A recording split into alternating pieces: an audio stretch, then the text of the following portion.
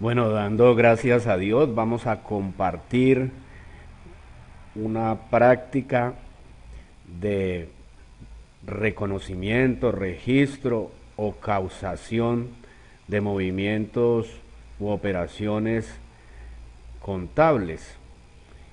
Para ello vamos a permitirnos primeramente iniciar revisando la parte normativa de dónde viene para nuestro país la contabilidad y el deber de atender a ella y la base de todo el proceso contable, que en el primer momento es el registro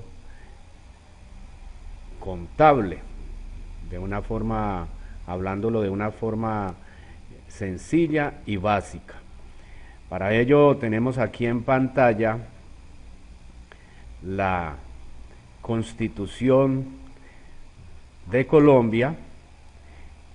La estamos viendo directamente de la página del Senado de la República, en donde ella nos dice en su artículo primero: Colombia es un Estado social de derecho. ¿Qué indica eso? Recordemos, ello nos está diciendo, indicando que es una nación, un Estado, que se basa en normas, en reglas de derechos y obligaciones de sus ciudadanos, de sus organizaciones, en donde hay derechos y obligaciones y ellos están debidamente organizados dentro en una estructura de normas, de leyes, por decirlo así, de reglas definidas de comportamiento, de deberes. Luego podemos ir a su artículo cuarto, nos indica: la Constitución colombiana es norma de normas, es decir, que de ella se desprende las demás leyes, ella es la cabeza de todas las leyes. Atendiendo a esto, vamos a ir a la Ley 1314 de 2009, la tenemos también aquí en pantalla, de la página del Ministerio de Justicia aquí en Colombia. La podemos ver acá, está resaltado aquí, nos indica, me voy a permitir leer por si no se alcanza a ver bien. Nos indica acá, en la parte que está resaltada acá, donde estoy señalando, dice: por la cual se regulan los principios y normas de contabilidad e información financiera y de aseguramiento de información aceptados en Colombia. Entonces está definiendo que este va a ser la ley de donde se va a desprender las reglas para los principios y normas de contabilidad e información financiera y de aseguramiento de la información aceptados en Colombia. Luego vamos a leer un breve extracto del artículo primero. Dice: objetivos de esta ley.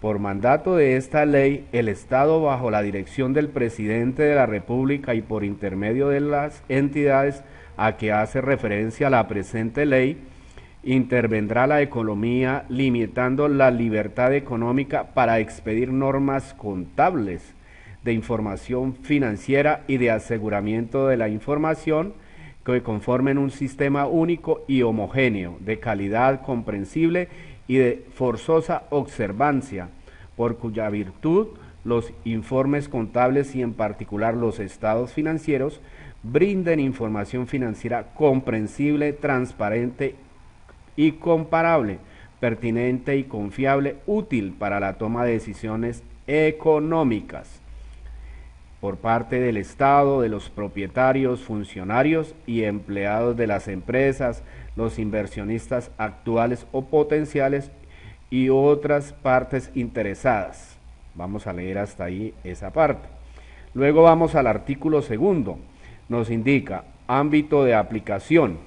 La presente ley aplica a todas las personas naturales y jurídicas con la normatividad vigente están obligadas a llevar contabilidad, así como a los contadores públicos y funcionarios y demás personas encargadas de la preparación de estados financieros y otra información financiera de su promulgación o aseguramiento. Entonces, repasemos, dice, la presente ley aplica a todas las personas naturales y jurídicas que de acuerdo a la normatividad vigente estén obligadas a llevar contabilidad y a los responsables de gestionarla.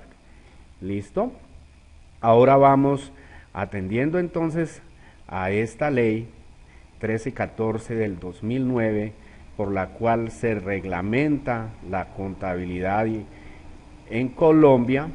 Vamos a ver entonces, darle paso al Código de Comercio. El Código de Comercio en Colombia, que aquí lo tenemos en pantalla, también de la página del Senado. Aquí lo tenemos. Vamos a revisar.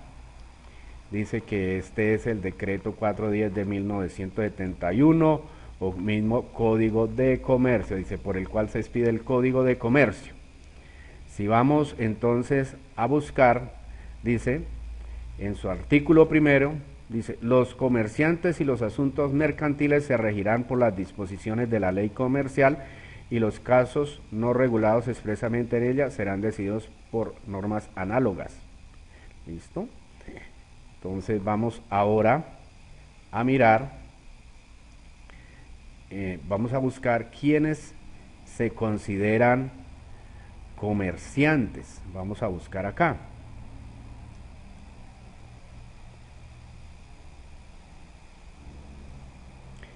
Nos dice en el artículo 10, son comerciantes las personas que profesionalmente se ocupan en alguna de las actividades que la ley considera mercantiles. La calidad de comerciante se adquiere aunque la actividad mercantil se ejerza por medio de apoderado, intermediario o interpuesta persona. ¿Listo? Entonces vemos que toda persona que comercialice un bien o servicio se consideraría en un principio, de forma general, comerciante.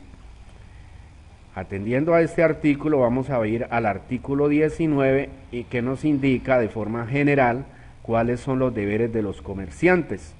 Veámoslos acá. Obligaciones de los comerciantes. Es obligación de todo comerciante matricularse en el registro mercantil, inscribir en el registro mercantil todos sus actos, libros o documentos, y dice en el numeral tercero, llevar contabilidad regular de sus negocios conforme a las prescripciones legales. Vamos entonces, ahí ya hemos definido que todo comerciante está obligado a llevar contabilidad. Ahora vamos a ir entonces a el decreto 2650 de 1993, que fue derogado por la ley 1314 del 2009, pero que por costumbre, compañeros, se sigue aplicando porque ya tiene una estructura, un orden definido. Vamos a hacer, en él vamos a encontrar el catálogo de cuentas. Vamos en este momento a leer algunos extractos de ese decreto que ya está derogado por la ley 1314, pero sus bases se siguen aplicando. Recordemos, entonces, él nos menciona en su artículo primero, dice, el Plan Único de Cuentas busca la uniformidad en el registro de las operaciones económicas realizadas por los comerciantes, con el fin de permitir la transparencia de la información contable y por consiguiente su claridad, confiabilidad y comparabilidad. Dice, y nos indica, el Plan Único de Cuentas está compuesto por un catálogo de cuentas y la descripción en su artículo segundo, y dinámica para la aplicación de las mismas, las cuales deben observarse en el registro contable de todas las operaciones o transacciones económicas. ¿Sí? Y vamos a buscar, aquí en su artículo quinto, nos dice, el Plan Único de Cuentas deberá ser aplicado por todas las personas naturales o jurídicas que estén obligadas a llevar contabilidad de conformidad con lo previsto en el Código de Comercio, ¿ya? Entonces se entrelazan con el Código de Comercio. Ahora vamos a ver, de acuerdo al marco conceptual,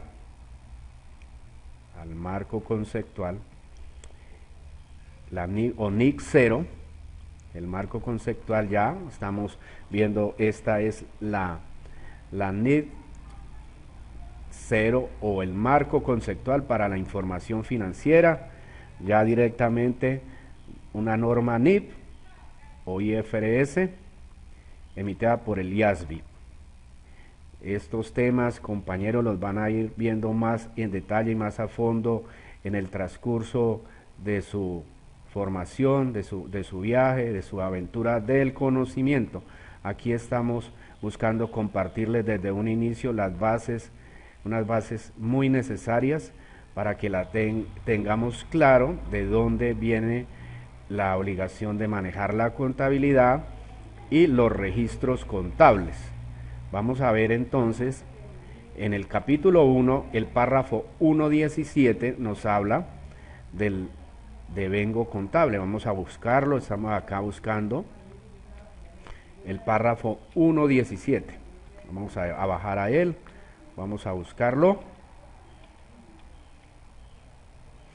Aquí lo tenemos. Aquí tenemos el devengo, rendimiento financiero reflejado por la contabilidad de acumulación, misma causación o reconocimiento o partida doble, estimados compañeros.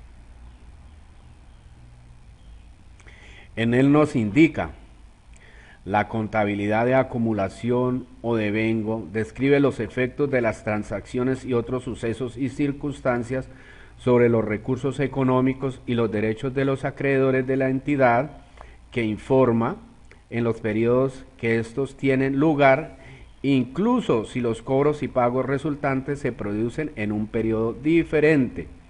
Es decir, que los hechos o las operaciones económicas se deben reconocer, registrar en la contabilidad independientemente de que ocurra el pago en el mismo momento o posterior.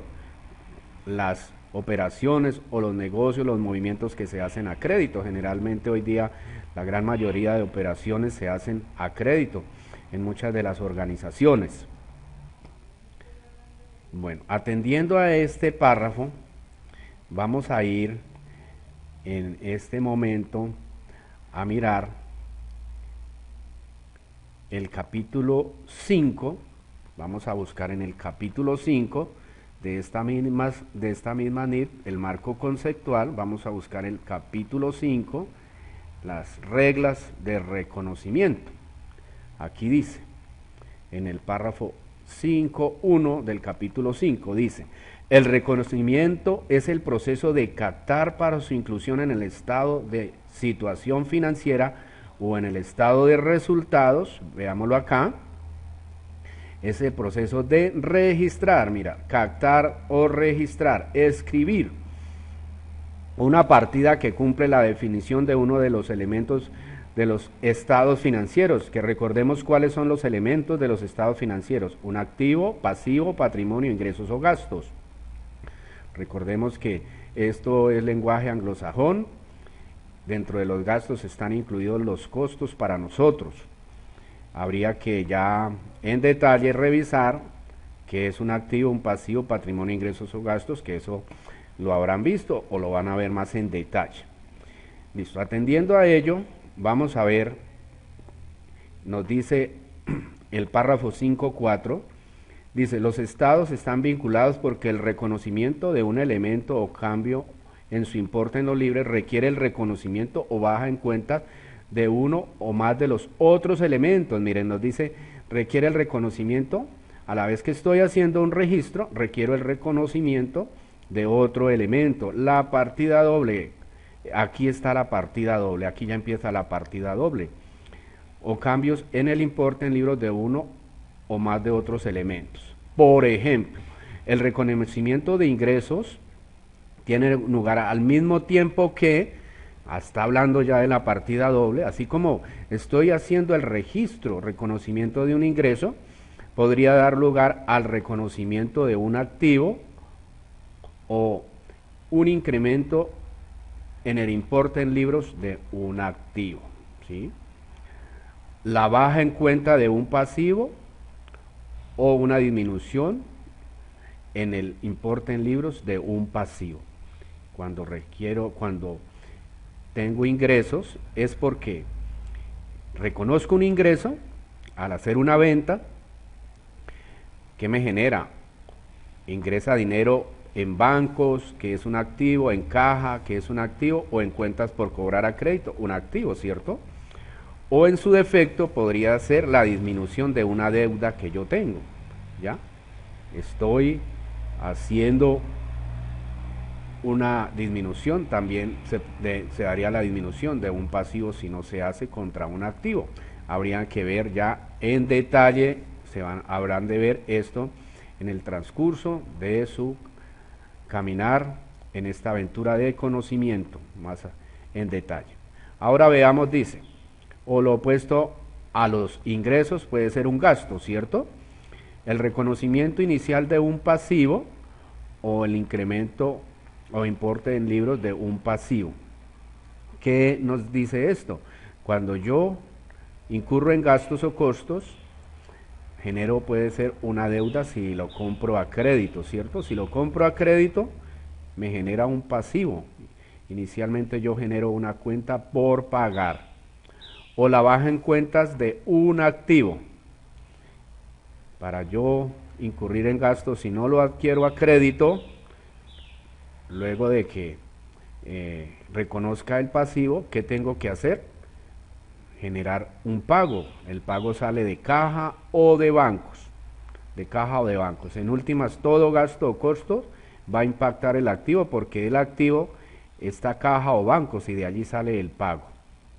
Bueno, ahora veamos el párrafo 5.5. Nos dice, el reconocimiento inicial de activos o pasivos que surge de transacciones u otros sucesos puede dar lugar al reconocimiento simultáneo de ingresos o gastos relacionados, lo mismo que acabamos de ver. Por ejemplo, la venta de bienes en efectivo da lugar al reconocimiento de un ingreso, ¿cierto? Y un gasto, el reconocimiento y un gasto por la baja en cuentas de otro activo o los bienes vendidos. El reconocimiento simultáneo de ingresos y gastos relacionados se denomina en ocasiones correlación de costos e ingresos. La aplicación de los conceptos del marco conceptual conduce a esta correlación cuando se deriva del reconocimiento de cambios en activos y pasivos. Bueno, compañeros, aquí hemos visto entonces el principio de partida doble.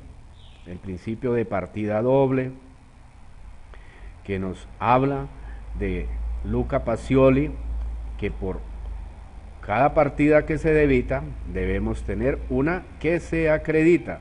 Por cada partida que registramos en el débito debería haber una que se registra al crédito para que llevemos la contabilidad de forma muy organizada, que todo salga el proceso de forma adecuada.